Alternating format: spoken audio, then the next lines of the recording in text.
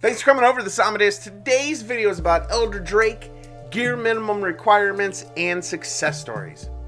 So, first, I want to take a second and give a shout out to Alex, man. Thanks for sharing your box. You were one of the first folks to volunteer, so that was really cool. I appreciate that. Now, Alex is early game, but he's got some great champions in his box, and he can go in a bunch of different directions. But what we really were able to do is kind of look at what he had and focus on a couple of units for him to really begin to farm gear to bring these champions to the level that you want to have them up, but also to make it consistent as far as farming goes. So let's actually break down the team that we built. Now, this team is incredibly stable because it's got a lot going on, but I first want to talk about Malika. I don't have Rana, the Water Blade Master, so I'm substituting Malika in there. I know she's not as good as the Water Blade Master, so that should drive the point that this is a pretty solid team even without that. So what we're looking at is to speed the team up with skill cooldown reduction, and we're going to get that through Amodeus as well as through Rota. Rota is also going to give us a defense break and an attack speed boost, but Rota isn't the only one giving us boost, right? Zircon gives us immunity. Oh, so that means suddenly this run's going to be faster because we're not going to get stunned, we're not going to get feared. It's very, very desirable to have that in Elder Drake. Everybody knows that. Plus, he's also going to buff us with regen. But Yua, in addition to her heals and death mechanics, she's also going to give us a defense buff, another important buff to have in Elder Drake. So overall, this team has really all of the bases covered. And as you can see right here, that is just a lot of survivability. Even when you think about the fact that these units are not going to be on the best gear, that's an important conversation to have, because if you're farming low levels like I did, like Steel Widow 7 for 2 weeks straight, just to get some crappy 5-star gear to put on your healers, and everybody else is just on crappy 5-star Vital, hey, this team still works, right? Because this is a very beginner-friendly team, and it's units that he already has. So you don't have to 6-star Yua, you don't have to 6-star Zircon. It's probably a good idea to 6-star Rota, though, to be able to get through this. And then 6-starring Yua would be a great addition to that because she's going to help over in Steel Widow. And then obviously at that point you can 6-star Amodeus. I still don't think that you need to 6-star Zircon even if you're going to be moving over to Steel Widow. But we're going to talk about that in just a second.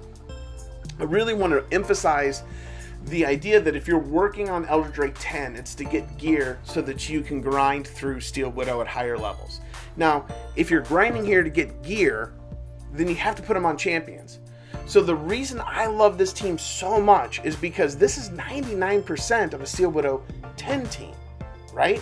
So let's actually look at that real quick. So one thing I will say is, sorry Rota, you just can't come to Steel Widow 10, right? There's a couple units that are great replacements for her though. So like I said, that other team is 99% there. So I would obviously love to replace Rota with Vamal or Xenia for that matter, and then just keep everyone else. Once again, I'm switching in Alia to substitute for Rana because I don't have Rana. But other than that, you're really just replacing a Rota. So this is why I love this team so much, right? It's going to do the exact same things, but now you have to look at it from Alex's standpoint. He's really only focusing on 6 units to be his farmers for ED and Steel Widow at this point, which is pretty awesome because that means he's got to look for less skill ups. He's got to worry about 6-starring less champions, because remember, anything he 6-starred to make Elder Drake better suddenly made Steel Widow better too, and more viable long term. Now, Rota's going to come back in Steel Widow 11, but that's a totally different conversation. We actually kind of covered that earlier. But just think about it from Alex as a new player standpoint. If he gets great gear, it's going to make a huge impact because gear pieces won't be spread as thin because he's not focusing on a bunch of different champions. And best of all, he'll be incredibly familiar with how these champions work, their AI, where they're strong and where they're weak when it comes to doing runs. And he's going to be able to learn that and know that this team is going to be very viable for a really long time until he starts working on speed runs. So, like I said, I know that Rota's an opportunity, and we're going to kind of go through like Vamal and some of the gear, Xenia and some of the gear that you could use to replace them. In fact, even if you had Yuko, you could replace Rota with Yuko, and I think you'd be fine, right? I mean, obviously at that point you might want to do some other things, but that's not in his box, so we don't have to worry about it at this point. And don't worry, we are going to go over our gear breakdown at the end that you can check out, see where everybody stands, so that you can kind of like use that as a benchmark for what you're looking at. I know everybody was asking about that, and I want to make sure that you know that it's there. It's going to be right there at the end, no worries. But first, before we go through there, just look how well this team is working together synergistically to get through Steel Widow. Now, I was just working with Icehuck. I don't know if anybody saw his comment. He shaved like 30 seconds off of his Elder Drake or his Steel Widow team, right?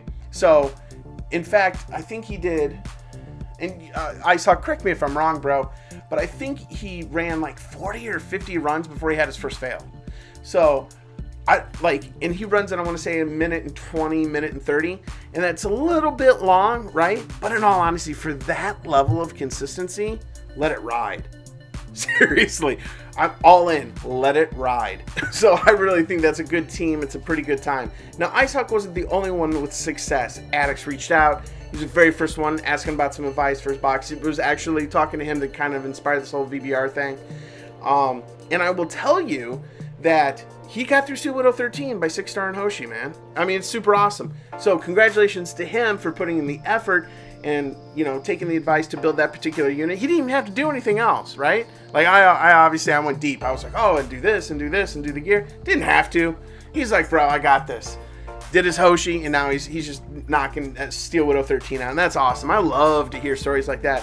So huge kudos to Icehuck and to Addicts for like getting back to me, letting me know that this stuff had an impact and that they're doing good. That's awesome.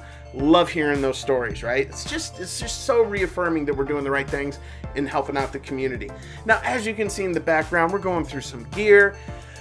I'll be honest, I don't know exactly what else I could do to help besides giving an example of what I'm doing with that gear.